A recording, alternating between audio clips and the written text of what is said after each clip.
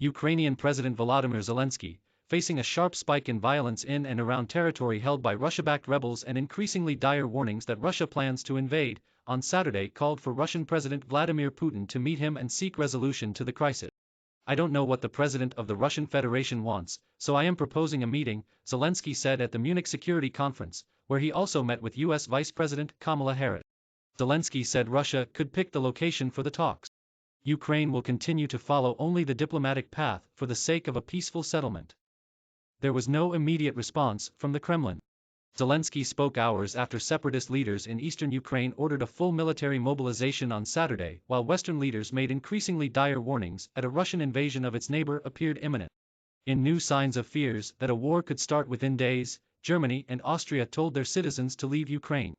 German air carrier Lufthansa cancelled flights to the capital, Kyiv, and to Odessa, a Black Sea port that could be a key target in an invasion.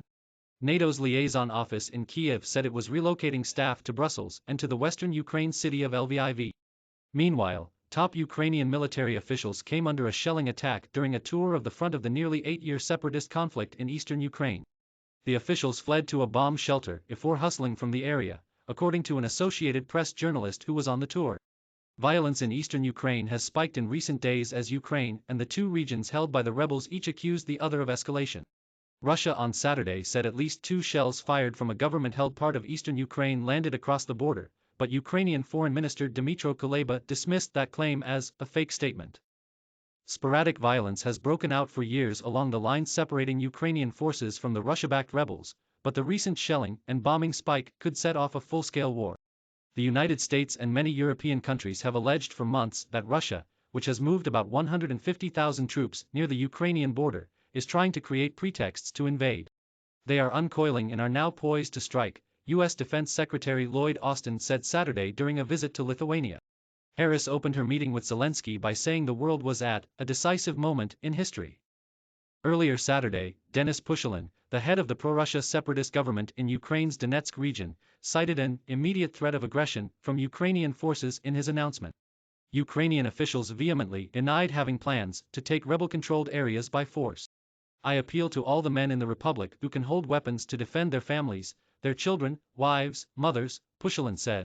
"Together we will achieve the coveted victory that we all need." A similar statement followed from his counterpart in the Luhansk region. On Friday, the rebels began evacuating civilians to Russia with an announcement that appeared to be part of their and Moscow's efforts to paint Ukraine as the aggressor. German Foreign Minister Annalena Baerbock said the evacuation orders could be a tactic to provide the spark for a broader attack. "To say it very clearly, Ukraine did not give any grounds for the evacuation that was ordered yesterday," she said. "Those are the facts on the ground.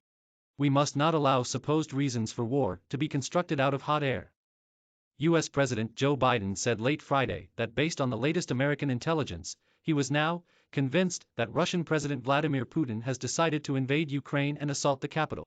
"As of this moment, I'm convinced he's made the decision," Biden said. "We have reason to believe that." He reiterated that the assault could occur in the coming days. Meanwhile, Russia conducted massive nuclear drills on Saturday. The Kremlin said Putin, who pledged to protect Russia's national interests against what it sees as encroaching Western threats, was watching the drills together with Belarusian President Alexander Lukashenko from the Situation Room.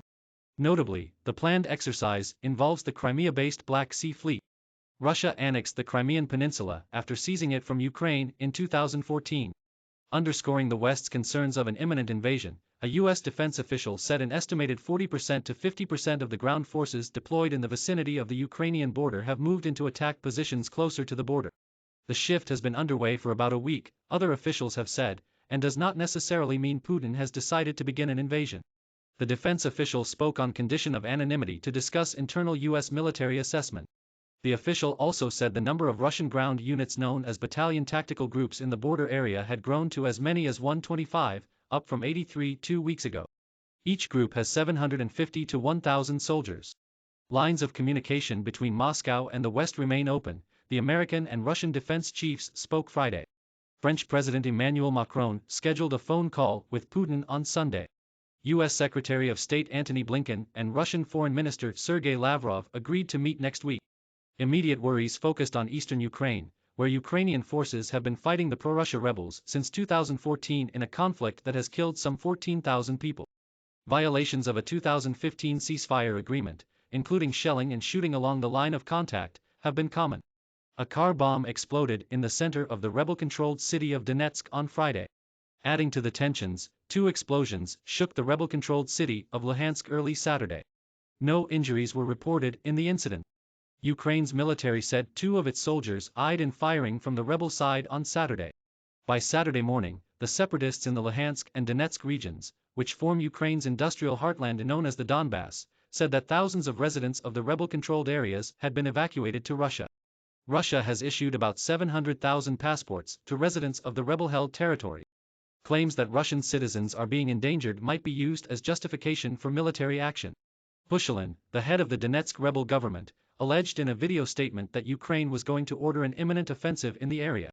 Metadata from 2 videos posted by the separatists announcing the evacuation show that the files were created 2 days ago, the AP confirmed. U.S. authorities have alleged that the Kremlin's effort to come up with an invasion pretext could include staged, pre-recorded videos. Authorities in Russia's Rostov region, which borders eastern Ukraine, declared a state of emergency because of the influx of evacuees. Media reports on Saturday described chaos at some of the camps assigned to accommodate the people from eastern Ukraine. The report said there were long lines of buses and hundreds of people waiting in the cold for hours on end to be housed without access to food or bathroom facility.